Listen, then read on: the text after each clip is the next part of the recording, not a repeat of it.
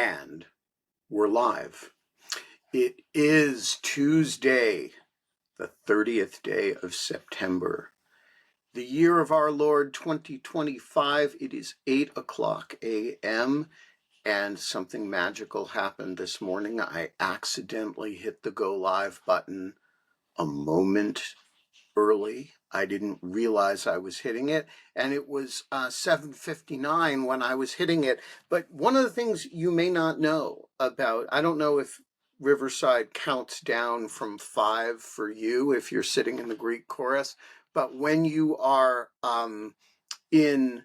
when you are actually recording on Riverside, when you hit the go live button, it gives you a 5, 4, 3, 2, 1 countdown.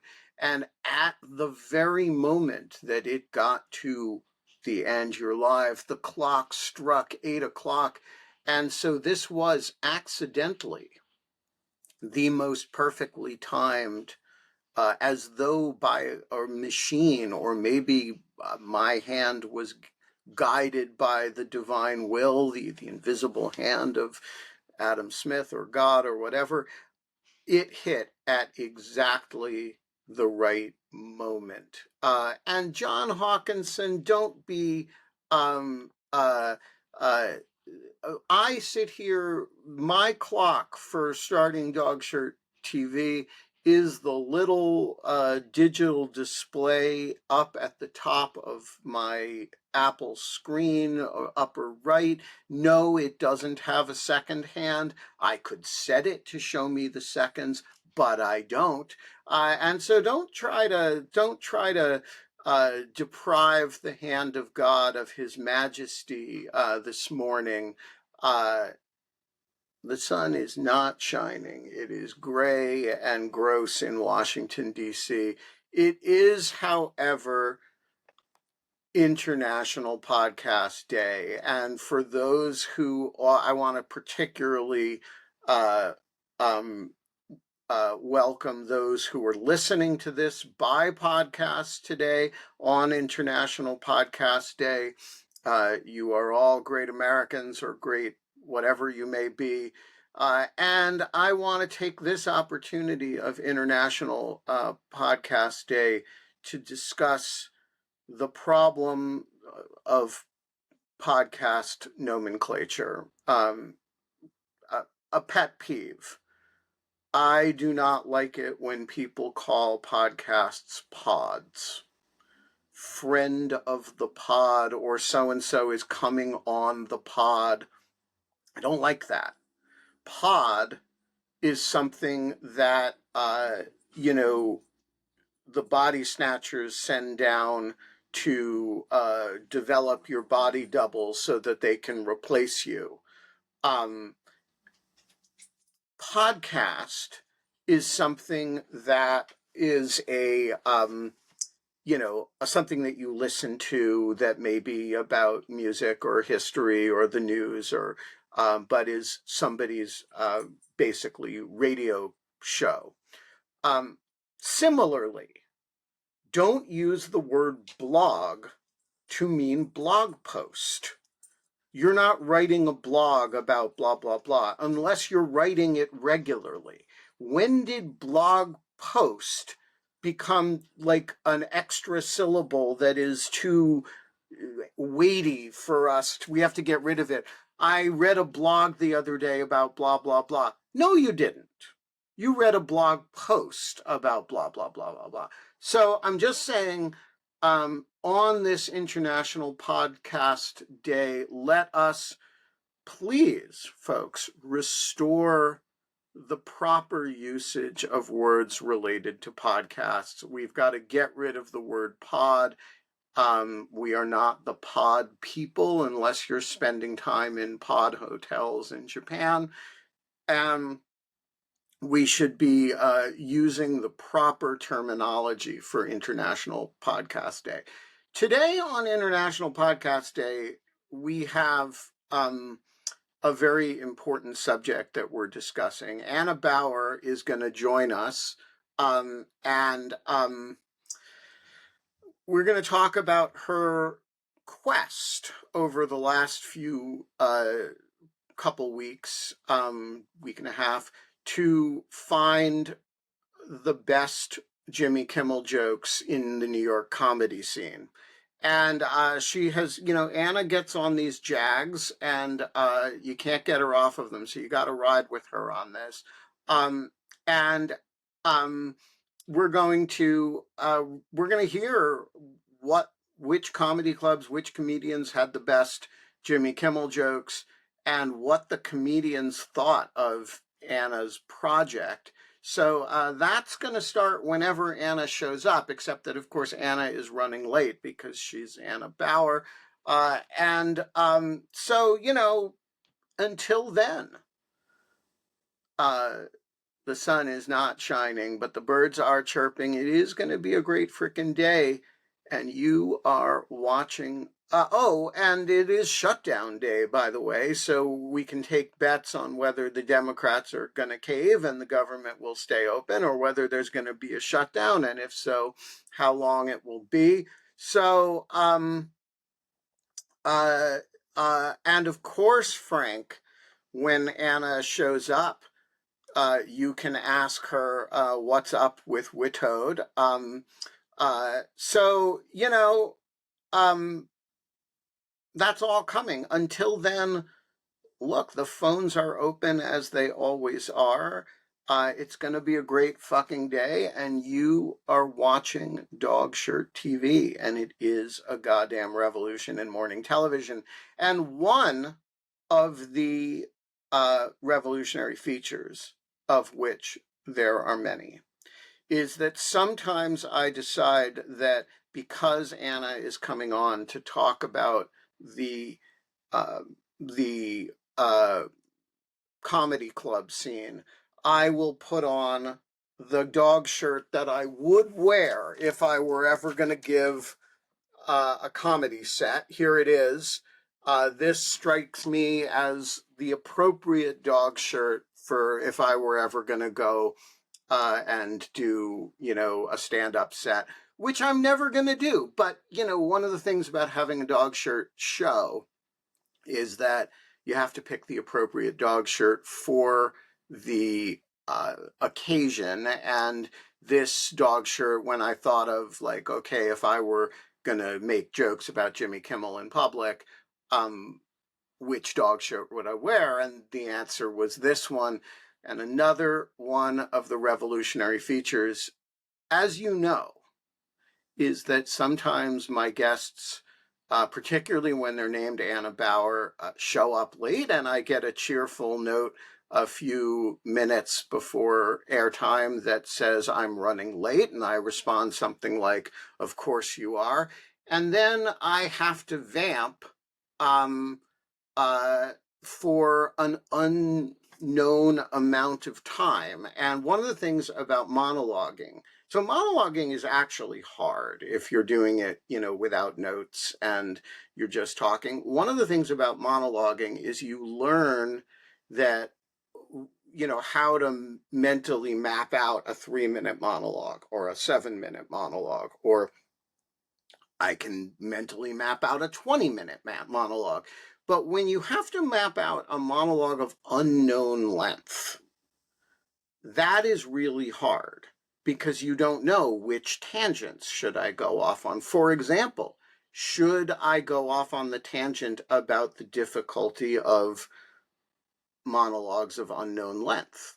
You don't know, because you don't know, is Anna going to show up right as you get your way through, and then you miss your chance to pivot back to the central thread of the monologue, which is, of course, you want to come back to that the that it's hard to do this, and when you don't know when your guest is going to show up, and that we're not allowed to have fun anymore, you always want to make sure to pivot back smoothly to the end of the intro. And right, so Walter says, so now we have a meta monologue, and that's right. But if I had known, for example, that Anna was going to be showing up in 2 minutes, you wouldn't have had the meta monologue. You would have had I would have stayed on the Jimmy Kimmel theme and sort of used it as an introduction. So one of the things about the monologue of unknown length is that you're just working on kind of instinct about how long it's going to go. And that is actually very hard, much harder than improvising a monologue in general. All of which brings me to the point that somebody in the audience should show up on screen to interrupt this stream of kind of insignificant nonsense. I mean, I'll keep it going as long as I need to. But, you know, if somebody were to want to show up and talk about Samurai Jack or whether I'm hallucinating right now, because I may be, that would not be unwelcome. All right. A few items in the news that we should talk about. One is that in addition to being government shutdown day, it is Comey statute of limitations lapsing day. So any charges that are not filed by today are uh, not going to be, with one important caveat, which is that there are some people on the lunatic right who are talking about a broad conspiracy theory that would get around certain statutes of limitations. That said, anything related to the September 30th, 2020 testimony that is not embedded in some crazy larger conspiracy case has to be filed by today or it is gone. Hello, Carol. Hello, you asked for it. I did. What's on your mind? Um, well, one thing is Hawkinson. My mouth doesn't always work before noon. John Hawkinson suggested that I look for samurai cat t-shirts or something. So I Googled samurai cat, and it turns out there's like a television program. Yeah, there's the whole because I do dog shirts. You know, the algorithm sometimes tries to sell me other animal wear, and there is a lot of samurai cat merch. I don't know what the origin story of it is, but is it a television show? Or did the television show come out of the image? Like, what's the. I it looks like it's a television show. I don't really know. There are lots and lots of different images of samurai cats. But there's one that I actually particularly dislike, which shows a very big, angryish cat as dressed up, as a samurai and charging. And that apparently is associated with some kind of series and maybe graphic novels. Hmm, Not sure. And um, I also wonder kind of where that came from. One of them had said samurai ninja, but it was dressed in battlefield armor, which is a very strange thing for a spy to wear, right? yeah, I mean, I don't think historical fidelity to the Oh, era yes, of the so much. samurai is the big unifying feature uh, of these memes. No, I get that. I thought everybody else's image of ninja was also, guys head to foot in black Right. for sneaking Uh, around, right? Because for that's what ninja sneaking means. around and for, scaling walls and stuff um So that's and why I was surprised to see, the armor and the helmet and all that stuff. right. I look, there's a whole culture of, you know, modern Japanese and faux Japanese, mostly the latter, I think, Oh, don't romanticization. underestimate the Japanese ability to do weird things with Yeah, things. I mean that's a uh like but like, there's a ninja thing. Um and okay, so now Anna is texting me that she is having trouble getting on screen. Um You are not on screen. Um, and Anna, oh, well, so hang on, guys. I am trying to get Anna on screen. I can leave. All right. Use this link. Um, all right. While we are waiting for Anna, Joel, what is on your mind? Well, I wanted to just pop in real quick. Tony Kava and I and Jeff had a pretty interesting conversation via the Blue Sky the other day, and it started out discussing vinyl records and whiskey, and what a fine combination that can be. And I kind of towards the end of the thread there was wondering where Wattenberger was because I needed a recommendation for the appropriate music to be go paired with dinner, which raised the idea of music pairings to go with dinner. Hmm. Hello, Anna Bauer. Hi, Anna Bauer. I'm Joel Woodward. Uh-oh. Whoops. I And killed Anna her. was so confused by your presence that she. I know, I killed her Uh, computer. I do that, you know. all right. So I think Anna is now here. Hello, Anna Bauer. I think I'm here too. That was, it's usually not very complicated, but for some No, reason things got complicated today. it is not usually complicated. Um, and you are only 16 minutes late. Sorry, okay, I woke up, I forgot that we were doing this morning, and I woke up at, I like got out of bed when you texted me at like 7:55. So the fact that I'm only 16 minutes late is pretty remarkable. Um, okay, so I just accidentally dismissed Joel, which Oh no. speaking Sorry, of Joel. accidentally hitting buttons, Joel, my apologies, that was inadvertent. We will continue your discussion of musical pairings um, uh, uh, at a later time. Um, Anna, tell us about your Jimmy Kimmel project. What did you set out to do? And while you are describing it, I am going to go figure out what Cleo the dog is up to because I haven't heard from her in a while, and that can only mean she is up to no good. Can So, only mean she's destroying something. exactly, something is Um, being destroyed. So I will be listening, but I'm going to get up for a okay. moment. Okay, so my journey into the comedy underworld of New York City started with the Jimmy Kimmel. Well, actually, it kind of started earlier. Here's the backstory. I moved to New York over the summer, and I had never been to a comedy show like ever. Like love comedy and watch it on, watch all the Netflix specials and that kind of thing, but I had never been to a live comedy show.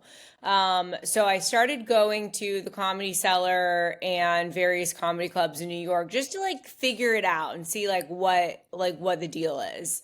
And then the whole Jimmy Kimmel fiasco happened.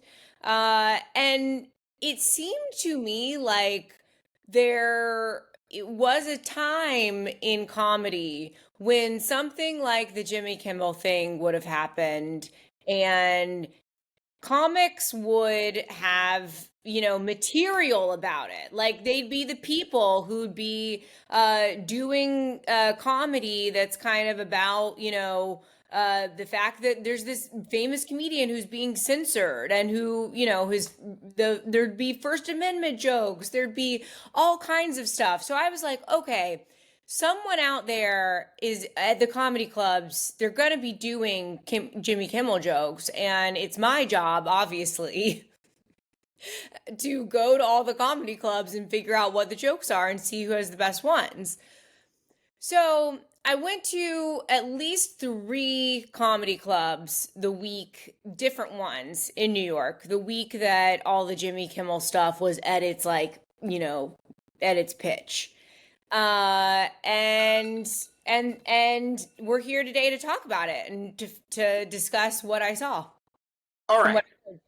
what. So first of all, I want to post this comment from Richard Wattenbarger, which I love. And I think that a tragedy club is that's like a great idea, and we could have stand-up tragedy, where, people could just get up and tell their sob stories. And To be honest, sometimes the comedy clubs, when someone bombs, they are a tragedy club. yeah, but I think the ambition should be tragedy, like you could have a stand-up tragedian who Yes. just gets up and tells miserable stories. Yeah, and instead of wanting the laughs, you want the sobs from people in the Right, right. audience. Yeah. Can you reduce the entire audience to tears? So look, in one of my next lives, I am going to start the first ever tragedy club. Um, and Wait, speaking of tragedy clubs, was Cleo destroying something? Do you have Cleo a tragedy looked up issue? guiltily when I approached her, but she didn't seem to be actively engaged in anything terrible. So she gets away with it. She gets a pass at least until I get up again and find out what the damage was. But I didn't catch her in flagrante delicta doing anything terrible. Um, all right, let's talk about this. So first of all, who is the comedian with the best Jimmy Kimmel jokes? Well, okay, this is the problem. What I learned when I went to the comedy clubs is that there are no Jimmy Kimmel jokes. And why is that? I mean, I would think this is ripe material. I would make up Jimmy Kimmel jokes myself if I had ever watched Jimmy Kimmel and had anything, witty to say about this situation other than that ABC sucks. But that's like not a funny joke. And so I guess the question is, why would there not be material about him? Okay, well, I've been thinking about this and I'm still not sure. But let me walk you through one thing that did happen at one of the comedy clubs in which there actually were a few Jimmy Kimmel jokes, but it wasn't natural because I ruined the experience from being a member of being subject to crowd work. You So broke the fourth wall, Anna. yeah, I broke the fourth wall. But it also was maybe a little bit insightful as to why. All right, wait, stop commenting on the story before All you right, tell the story. all You right. got to tell the story. All right, so the first comedy club, I went to 3 comedy clubs. I went to Comedy Cellar, I went to New York Comedy Club at Midtown, and then I went to Gotham Comedy Club. I have a story about the Comedy Cellar when you're done. Oh, the Comedy Cellar is great. It's my favorite comedy club. The Harvard of comedy clubs is what they call it, which I don't know what that means, but all right. So I go to Gotham Comedy Club. And I did not realize I was going to be seated in the very front row. Which is, if anyone, I've never been to Gotham Comedy Club before I went to this. And if anyone knows anything about comedy clubs, it's that if you sit right in the front row, you're like in the danger zone for being subjected to crowd work, which is where the comedians, you know, say like, hey, like where are you from, and then they engage in a dialogue with you and they make fun of you, and it's usually a fun part of the show. Usually it's tourists from like Texas or Oklahoma or something. But so I show up to this comedy show.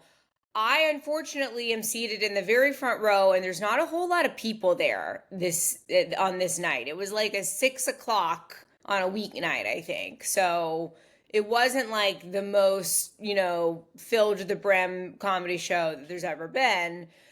Um, I have a little notepad and paper that I had brought with me because I was like writing little notes beforehand, just like, about comedy. Because, I had to be really serious about this experience and I'm a journalist. So I just had to write my little notes. And the comedians observe me in the front row by myself with my little notebook, and they start asking me about why I'm there. And I'm like, oh, well, I'm a legal journalist. And I explained what I'm doing there. I was like, I'm a legal journalist, and I'm here to just see like what kind of Jimmy Kimmel jokes you guys got, because I'm covering that. And the comedians start to like progressively lose their mind over this throughout the course of the show. The first guy, he says in reaction to this, well, guess what? You're not going to see any Jimmy Kimmel jokes because no one cares about Jimmy Kimmel. And then he goes away, and he comes back a little while later because he's like the MC, like, so he's coming in between sets. And he comes back a little while later, and he's like, all right, you want some Jimmy Kimmel jokes? I've got some Jimmy Kimmel jokes for you. And he had gotten ChatGPT to write a number of Jimmy Kimmel jokes for him during the break.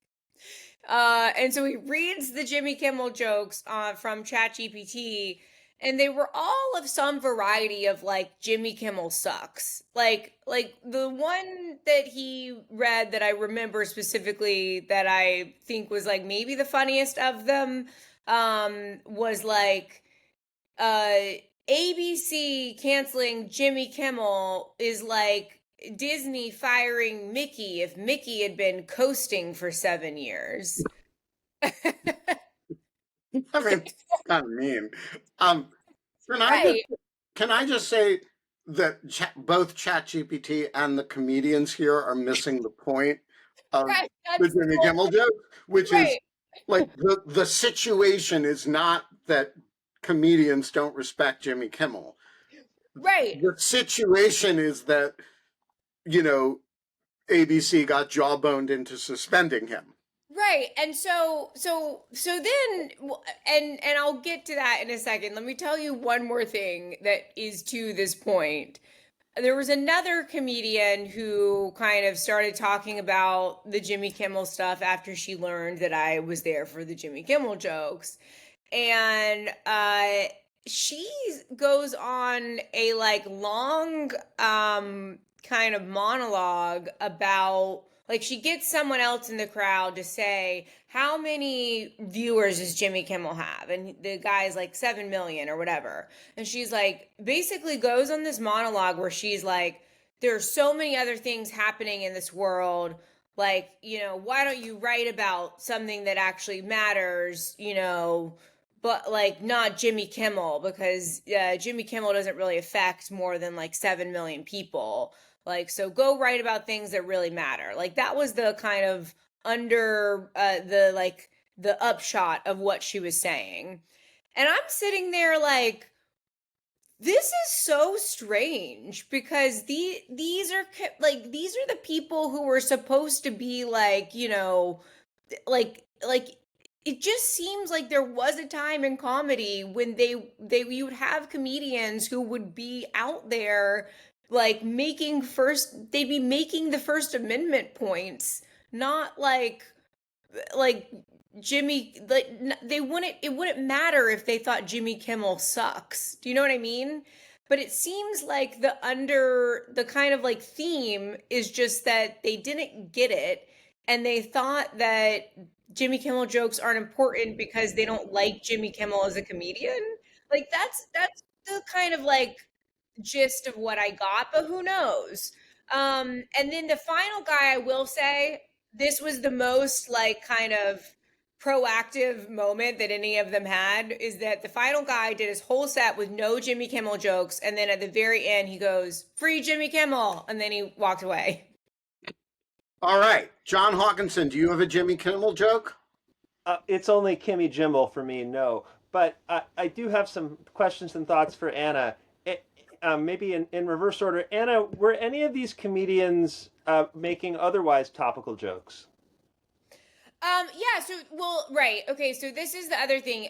Some of them are, yes. One thing that I want to say that I thought was completely crazy is Godfrey, who is a comedian who was one of the comedians I saw at the Comedy Cellar. And he's like great. I think he's really funny. He had a really great extended bit about Jason Statham. But he at the very end did a whole bit about the Dave Chappelle cancellation thing. And frankly, I like don't even know a whole lot about that, but my understanding is that Dave Chappelle made a number of jokes about the like transgender people or something. I don't know, John, maybe you know more about it. What? Yeah, it was a while back, right? So he goes on this extended bit about how Dave Chappelle got canceled, and he weaves into that like we're comedians, like, you know, we should we just need to be able to make fun of anyone, and it's like all like kind of along the same lines of like, you know, comedy is supposed to be at the cutting edge of things and like the First Amendment and blah blah blah. Like he's like saying all this kind of stuff, and I'm like, oh, this is gonna be where the Jimmy Kimmel joke. Like I see it in the wild, like it's gonna come out in the wild. We're gonna finally get a Jimmy Kimmel joke, and then he just stops with Dave Chappelle. So Um, I'm in so no which way a comedy expert, which is embarrassing because I am from New York. But I do have the sense that doing comedy about real world events in real time is a special subset of comedy that not all comics do. And a lot of comics, yeah, do go ahead. rehearsed routines that they don't update frequently. And oddly enough, many of the comics who do real world events are, of course, the ones we see on television who are legitimately afraid to do Kimmel jokes, or at least maybe they're not afraid, but they have learned that there are real consequences to those kinds of jokes. And so it's easy to understand why, a Stephen Colbert will push the limits but only go so far. Uh, and so we're in a weird place where those jokes may be harder to find. I mean, I can just offer you a logical reason, which is perhaps unsatisfying, why it's hard to find those jokes in the basement comedy clubs of New York. Yeah, okay. So I actually talked to my friend who is a comedian, Janesh Rollin, who was one of the comics at one of the sets that I went to at the New York Comedy Club in Midtown. And you know, the he was opening for Jessica Kirsten, I believe is her name. She does a lot of like political commentary jokes. And then, you know, throughout the experiment, there were a number of comics, some more than others, who do the political commentary stuff. So I asked him about this, and I kind of suspected this as well, in addition to people just thinking Jimmy Kimmel is meh as a comedian, that, you know, comedy bits, like it takes a long time to workshop those and to make them work.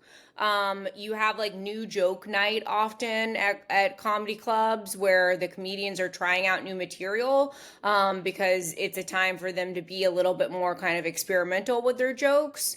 But otherwise, like, you know, they have these things that are rehearsed that they keep going back to again and again and again because it's what works. And especially in comedy clubs in New York, where it's like a bunch of tourists, you often kind of want to gravitate towards the things that work and that are like the crowd pleasers.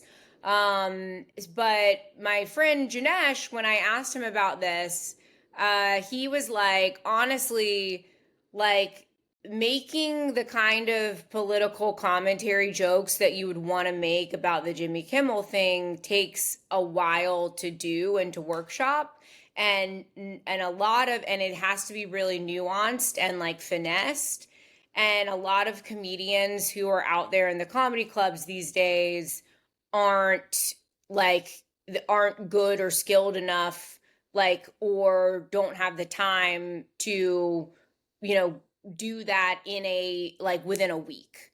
Like it's just not something that can happen fast.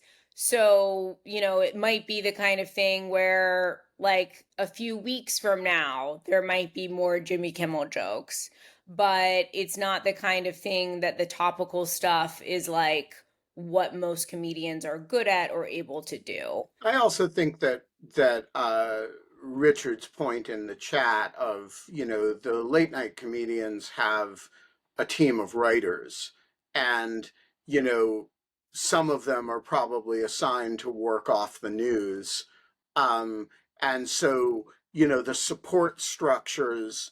If you had to come up with Jimmy Kimmel jokes on the spot, that would be pretty hard.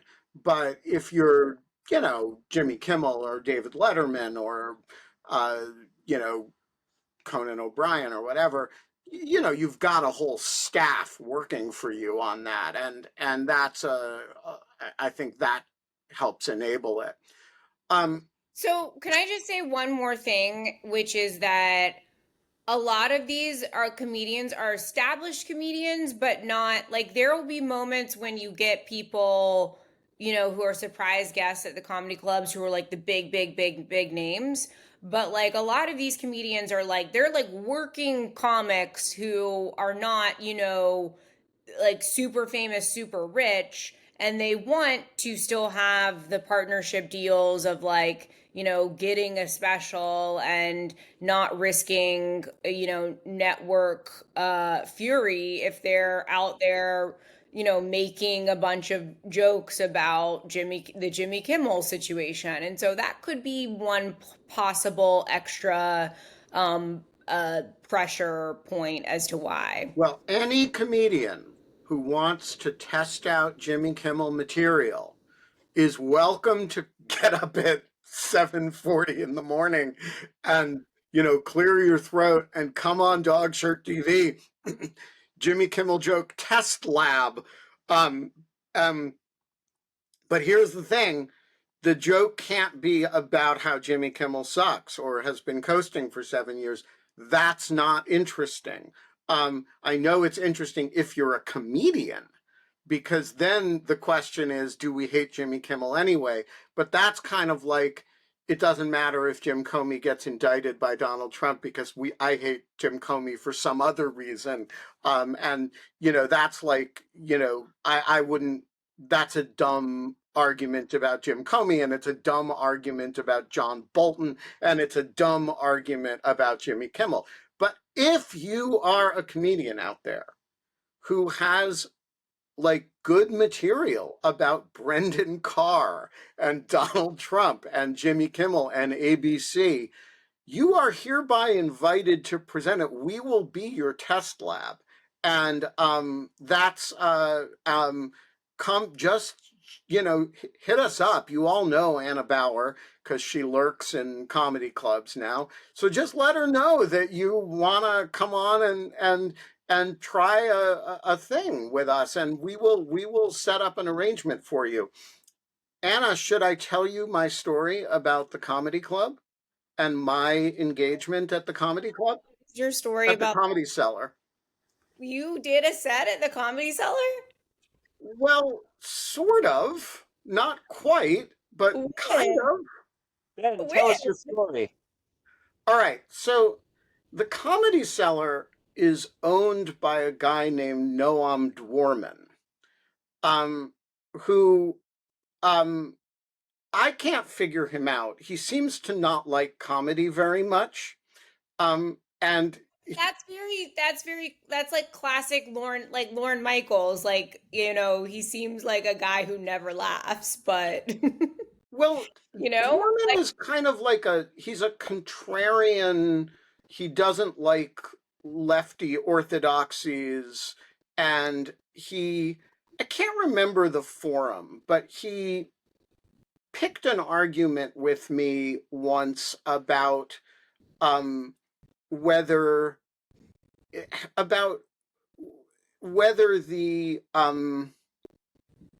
uh, it was about the sort of origins of the Mueller investigation, and he's not a Trumpist by any means. I think he's just kind of think of him as sort of more like a free pressy contrarian type who, um, and then uh, he got he got something right that I got wrong in real time, which was whether it was Russia or Ukraine that was responsible for the bombing of the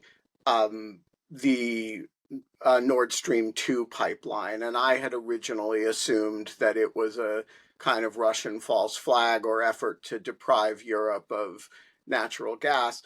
Um, and so he Noam has this podcast called From the Table, which is produced by the Comedy Cellar and is not funny.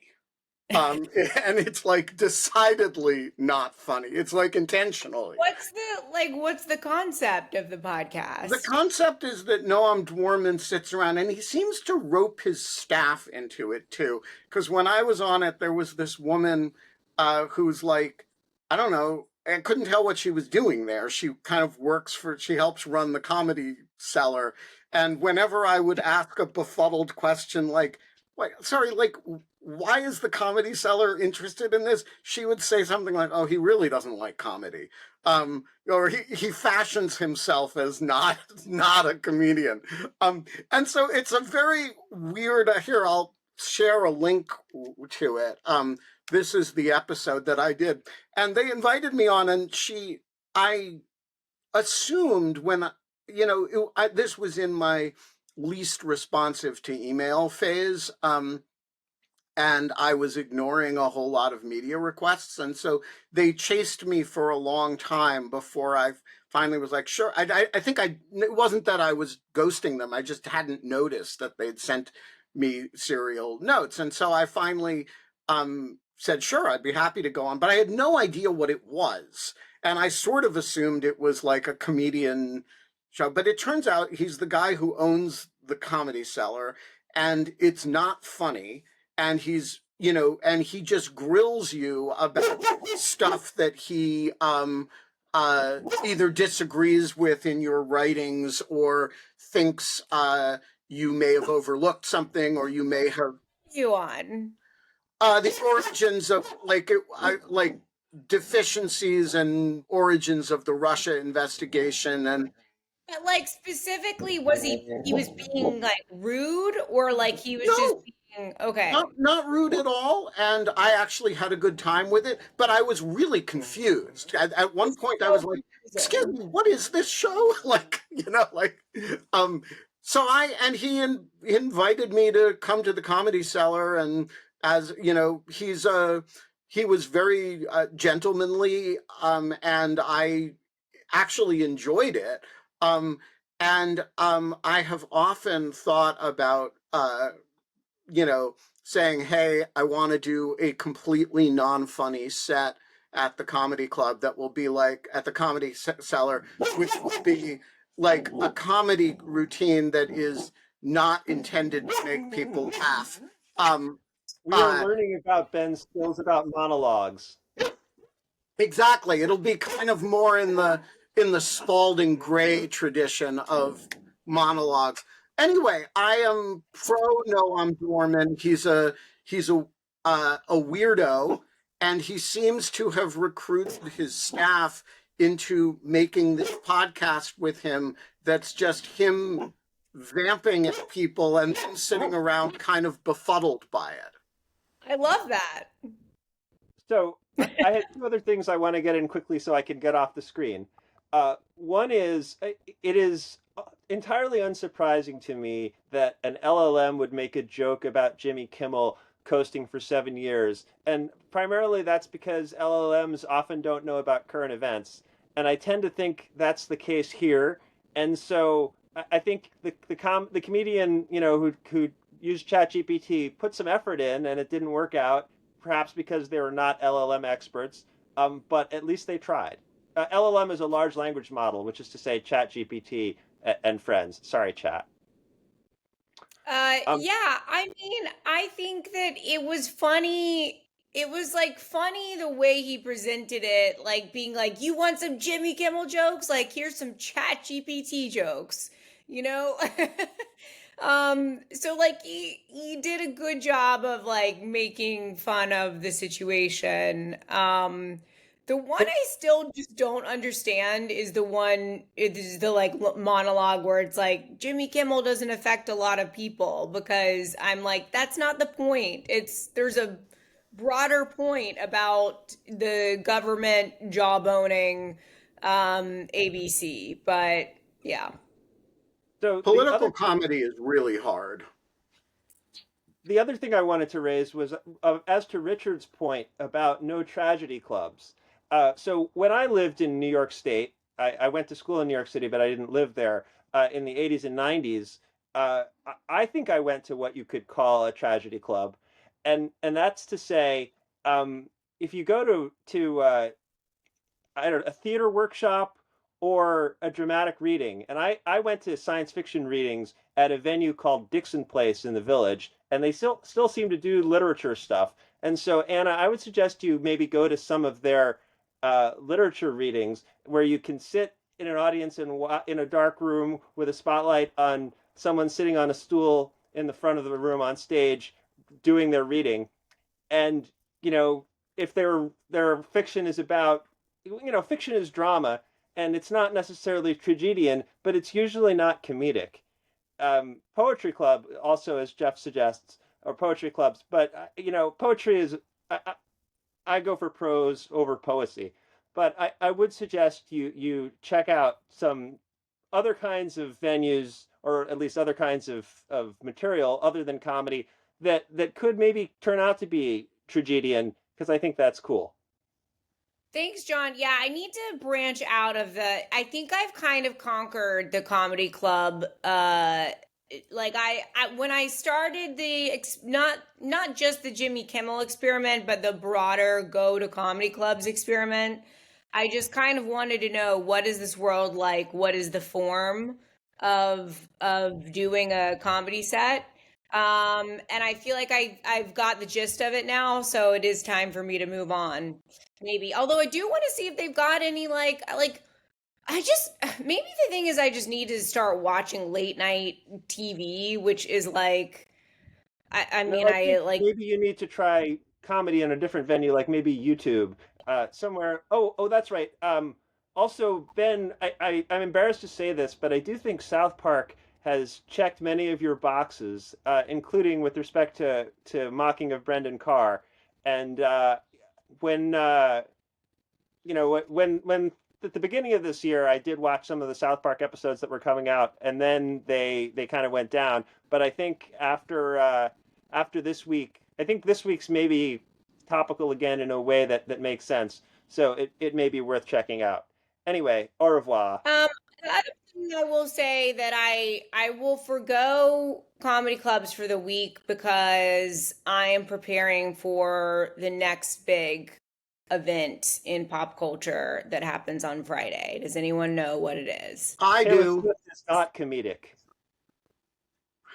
Um, there is a Taylor Swift album coming out on Friday, and Anna, you should get Janine to come on the show. Maybe Friday for the launch, or maybe Monday, so that you'll have had time to listen to it.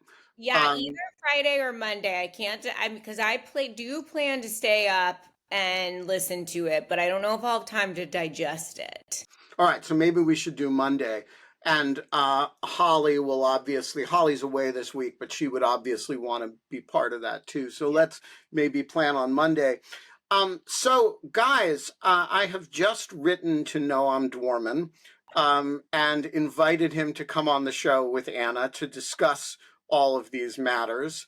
And I think we should talk to him about why the quality of Jimmy Kimmel jokes at his club is so low, and why his comedians are having ChatGPT write their jokes on Jimmy Kimmel, and whether he has thoughts on why there are not better Jimmy Kimmel jokes. And I went on his podcast and was thoroughly confused by him. So it's time for him to come on my podcast and be thoroughly confused. Like to ask him why I got in trouble at the Comedy Cellar because I had my little notepad and I was like, at one point I wanted to remember something that happened, so I was like writing something down just generally. I wasn't like writing Stealing people's jokes. I wasn't stealing people's jokes, but someone came over, one of the Comedy Cellar employees came over and was like, "Ma'am, you're not allowed to take notes in here." They don't tell you that before you go in. Why aren't you allowed to take notes at the Comedy Cellar? I don't know, but they told me I wasn't allowed to take notes. Well, we're gonna call Noam Dworman on all of this shit. We're gonna rake him over the coals. Yeah. But he actually, when I asked him about comedy in our conversation, he seemed totally uninterested in it. That was kind of and like the woman he was there with was like, yeah, he doesn't really like comedy very much. Haven't the same people hasn't he owned the Comedy Cellar for like ever though? Maybe he's just tired of comedy. I don't know. I really don't know anything about him, except that he's a contrarian who wanted to, talk to me about whether the Russia investigation was born in original sin. How do you spell his name? Dworman? Dworman, I believe. And first name is Noam in the Hebrew. Oh, I see. All right, he's got a Twitter account. Yeah, he's a real person. He really does, I believe, own the Comedy Cellar, and the podcast was definitely filmed from there. And the whole thing was completely mystifying, because you expect a Comedy Cellar podcast to be either about comedy or to become comedic, and it was neither, and it was completely without explanation. Okay, I'm not seeing any immediate backstory on Google, so I'm gonna have to look into this, but that is interesting. Anyway, he is now officially invited on Dog Shirt TV, and you are CC'd on the email, Anna, and we will get him on and get to the bottom of why there are no good Jimmy Kimmel jokes. Ben, have you been following the controversy around the Saudi Arabia Comedy Festival? No. Oh, okay. I mean, I haven't really either, but What is it? Oh, curious. Kate has. Kate, come on and tell us about it. What is the controversy around the Saudi? I can't think of a worse place to have a comedy set. Well, that's the controversy, is that there are a bunch of comics who agreed. I don't know if Kate's going to come on, but there are a bunch of comics who agreed to go be a part of this festival. And a lot of them, like it's like Aziz Ansari, like Sam Morrill, like a bunch, just like a ton of really famous comedians. And everyone's kind of like, why are you doing this? All right, Kate, tell us about it. All right, let me just fix this. Okay. Gosh, the lighting, sorry. So all I know is that I don't know too much about it, but I've been following it a little bit. So the Saudis have been, trying to modernize, and they invited this, I guess they're holding this comedy fest, and a whole bunch of people were invited to go. I think Tom Dillon, is that someone? Yeah. He got disinvited, I think, because of one of his jokes. But then some other people dropped out. and I guess some other people just got a lot of pushback. I think Dave Chappelle was going. There were some big names. Um, but yeah, that's all I know is that it was just a little bit controversial, just kind of like how anyone who performs in the kingdom gets pushback from Americans. So And some people are saying in the chat that they maybe banned certain topics. yes. I don't know. Yeah, well, Okay. Yeah, like I what said, I think the Tom Dillon guy got no disinvited. custodian of the two mosque jokes in allowed in Saudi? I don't even know that the comedians would be aware of that, so I don't think they have to I worry mean, about if I were going to do a set in Saudi Arabia, there would be, I don't know, some custodian of the two mosques jokes, some beheading jokes. Okay, so apparently Tom Dillon was barred after joking about slave labor in the country. Yeah. Okay. Yeah, good. So no slave labor. Yeah. Yeah, I mean, I just think like Saudi is, you know, Saudi is all totalitarian regimes are mockable, and Right. Saudi is, you know, they are all um, they are all subject to mockery, and they all take themselves way too seriously, and therefore are particularly responsive to mockery. And so I just think, you know, you gotta, if you're going to perform in Saudi, you gotta lean into that. Well, I think that it's hard for Saudi I'll because probably they're be beheaded for this line, but well, I think they're really trying to open up and modernize and give their people a chance, but they're still so beholden to the crazy uh imams or whatever. So I think it's a really bonesaw jokes, that'd be good. right, you got bonesaw jokes. Also, I I mean the House of Al Saud, their whole you know, their whole call to legitimacy as rulers is that they are the custodians of the two mosques, and that really always had this like sweeping out the bathrooms janitor like sound to it, you know. And I just think that you could do a lot of work with that. Cleo, get out of the way. That would require a lot of like historical knowledge about the kingdom, which I'm not quite sure Dave Chappelle or Tom Dillon or those guys are kind of up.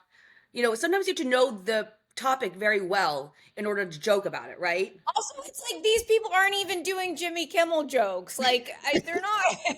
Right, they're not going to take on the House of Al Saud in Saudi. Yeah. Right. Like, come on. Like, I don't know. I think they're just gonna go and make their usual jokes, and it's like, and they probably are getting paid a ton of money to do this. Yeah. Well, yeah, like it said, I guess a lot of people were just mad that people went over there and made jokes. And then David Cross, I saw, who is you know, a relatively famous comedian, wrote a like long critique of like calling these people like, you know, just the worst of the worst for going to Yeah, isn't comedy supposed to be like irreverent and all this stuff? I mean, they say, "Oh, we can do anything. We're comedians. There's no lines." And then but all of a sudden they have to draw moral lines at where they perform. It seems a little, I don't know. I feel like it would be this, and this is the thing, is like it all depends, I think, on the nature of the performance, right? Like, are you going to go over there and actually be irreverent and like push the line and be like have it be a critique, or are you? Yeah, I mean, look, I think it totally depends what you do. You can do it in a way that's super courageous. Like, would You'll you just get in freaking trouble. make And, Shia jokes? um, Like, would that be appropriate? Like, I mean, I think it would be like Sunni Shia jokes or like Iranian jokes or Israeli jokes. Like, I mean, I think it would be. But again, I don't know. Like, what would you make? What would you joke about? Because you literally cannot joke about the Sauds, the House of Saud. I mean, you can't. right. So that's my point. Like, if you're going there to speak truth to power through humor, God bless you, and I hope you get out alive. If you're going there because you're being paid a shitload of money to comedy wash a terrible regime, then you deserve all the credit, the criticism you get. These guys entertainers? I mean, what if they're just going to entertain? I mean, I don't know. I feel like I feel like their job is to first of all, I don't know. I think it'd be hard because isn't it very audience dependent? I'm not sure their audience would get like a lot of American jokes, maybe. So I don't even know what their routine would be if they're not familiar with Saudi culture and I mean, I'm sure a lot of their audience is familiar with Westerners, but I'm not sure they would get Dave Chappelle trans jokes or whatever he said before. I'm not sure they would get those either. So I don't know. I think it'd be a very interesting blah routine, but I don't know. All right, we are going to leave it there. Cleo is reminding me we are at 9 o'clock, and since we started on time, we are going to end on time. Anna Bauer, thank you for this very important journalistic quest. We have followed up with a note to Noam Dworman to come on and defend himself and defend the entire profession of comedy. We'll be back tomorrow. Minna Olander will be here. There may be some others. You'll be here. I'll be here. It'll be fun. All right. See ya.